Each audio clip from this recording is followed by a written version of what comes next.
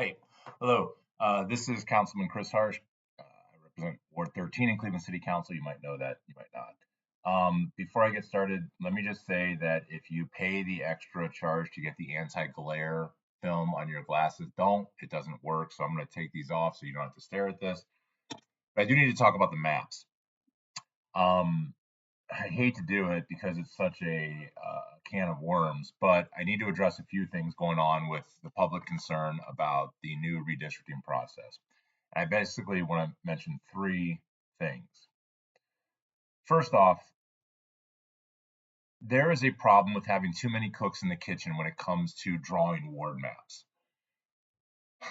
Every single ward in Cleveland is connected to every other ward, from Cam's Corner to Collinwood to Lee Harvard to Old Brooklyn. You can't change one ward without rippling through the entire city. And the reason for that is that there aren't many areas where you can just do a one for one swap to try to change much. The way that the city is set up with residential, commercial, industrial zones is such that population is in pockets, and the most atomic level we have available to us to build these maps is with census tracts. So we have to use the numbers given to us by the United States Census Department on census tract level. And sometimes you have density because it's a residential area, and sometimes you have almost nothing because it's commercial or industrial. So when you piece these together, you kind of get people in chunks. And if you take away one chunk, you got to add another chunk. And that throws off the ward next to it, which then needs to have its borders changed, which is a cascading effect for all wards. So when people come in with ideas for their particular neighborhood or their area of town and say, hey, we should go here, not here, that's fine input, but unless it accounts for every change citywide, we can't take one piece of input in isolation because there is no isolated ward map. Does that make sense? Like you can't just change it here and leave the rest the same. There's very few places in the city where you can actually pull that off. The other big issue that a lot of people don't account for is that the Voting Rights Act and the Civil Rights Act, I think both in 1964, right in there, require the city to build wards that give ethnic and racial minorities the best chance at representation possible. That's layman's nutshell. On the west side, we have a very dense Latino Hispanic neighborhood, and we need to give them the best chance possible to elect a Latino or Hispanic person to represent that area. And that, as you might know if you are familiar with Cleveland, is roughly in the Clark, Fulton, Brooklyn Center, Stockyard, South Lorraine sort of area. And we kind of have to draw that one first because it needs that density. But around it goes the rest of the west side. So I've drawn 4 maps on Dave's redistricting, or whatever it's called. And I don't know that any of them are legal. I've not actually even pulled out the Hispanic density, and you're basically using surnames off the census to figure this out. But I drew maps without even thinking about that, and looked back at some of my maps, and I'm probably illegal on a few of them. So my point here is that not only is every ward connected to every other ward, but sometimes we need to draw wards very intentionally for legal reasons. The same thing is true on the east side with African American communities, but the east side is so densely African American that we kind of are able to achieve that in more lenient ways than we can on the west side. So that's the first thing I want to say. I'm like, why we, like one piece of input doesn't really matter a whole lot if it's just one area. It's hard to incorporate. The second thing, I think a lot of people are missing this one. These maps have to pass a vote with 17 members voting on a map that is going to reduce to 15 members. 2 people are going to be asked to vote for a map that essentially destroys their competitive ability to win a race. Okay, or pits them against an incumbent. There will be at least 2 people looking, there will be an award against with 2 other sitting incumbent members of council. And those 4 people probably won't like this. City council members don't want to fight each other. We don't want to campaign against each other and have to compete against each other. Fight might be the wrong word, but work with me. We have to work together. We have to build relationships. We have to build productive relationships with each other in order to get things done at City Hall. Having to compete against each other for a scarcity of seats is not a situation any of us want to be in. Absolutely no one wants to go up against another city council person. So if you construct a ward that a new map of 15 wards that has 4 wards where it's 2 on 2, where there's 2 incumbents, and that makes 8 people unhappy, all they have to do is get one more person to vote no, and that map goes down. Because remember, in a body of 17, we need 9 yes votes. 9 yes votes. If you have 3 wards where there are 3 council members, those 9 people can easily just say, nope, vote no, I won't do it. I'm not running against 2 other people, won't do it. And that map goes down. So when you're looking at these maps, you do have to think about where people live. It's an unfortunate reality, and I'll tell you there are 2 reasons for this. One is that while we have this sort of like platonic ideal that elected people ought to be grateful for the opportunity to serve, and I am, I think we all are, and that we don't own these seats, and we don't, I know that, and that these seats are entrusted to us for a period of time. While all this is true, on a very real level, we are workers. We are people that have families, and we go to work and we get paychecks. And like anybody else at any other job, we're not terribly interested in losing our job for the most part. Most of us don't want to lose our job. You don't want to lose your job, right? I don't want to lose my job. So it's very difficult to remove the interest you have in keeping your job, a very human thing, wanting to keep your job, from your opinion on a map.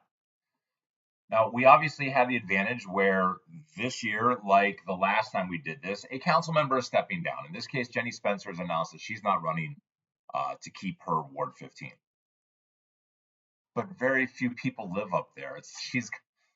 There are no other incumbents up there. I don't know that a new Edgewater Cadell map will include anyone currently in office. I don't think any of us live up there. I think she's the only one. So it doesn't really serve that purpose. Last time I think Jay Westbrook stepped down, and that made a little of the West Side drawing easier. But my point is this: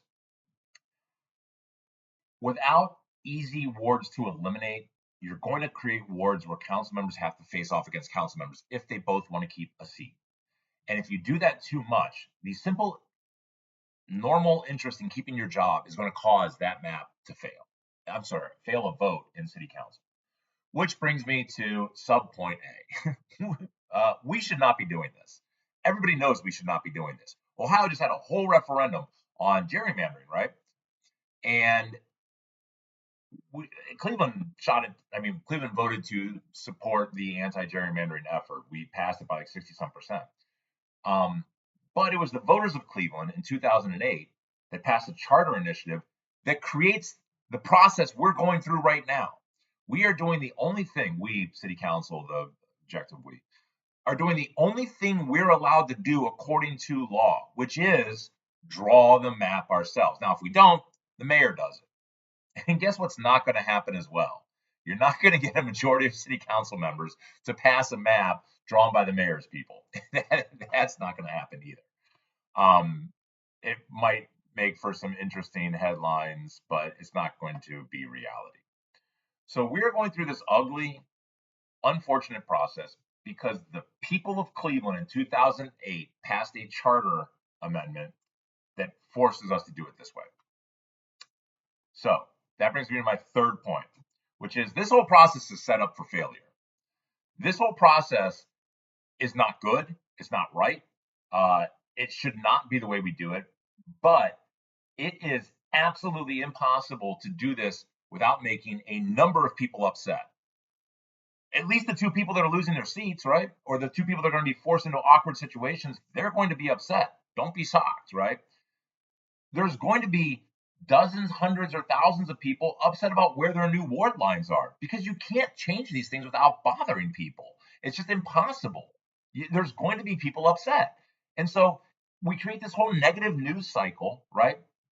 Because we're forced to, and people get really mad. It's not a good process, and we ought to change it. But some people are also saying, well, we should have done this a year ago. We should have done this 2 years ago. There's two problems with that. If we had put forth a proposed 15 ward map back in this spring, and everybody stared at it, and we got a bajillion functionally useless pieces of input because they didn't think about the whole map. By the way, President Griffin asked everybody to draw the entire city. I think I heard that we got like 7 submissions because it's really hard to draw the whole city. But if we had introduced something really early and everybody got mad about it and fought about it, we would have eventually changed something and come back and voted on a map. And then people would say, well, that's not the one you gave us to look at. Now you're voting on a new map, right? We would have come up, made some changes.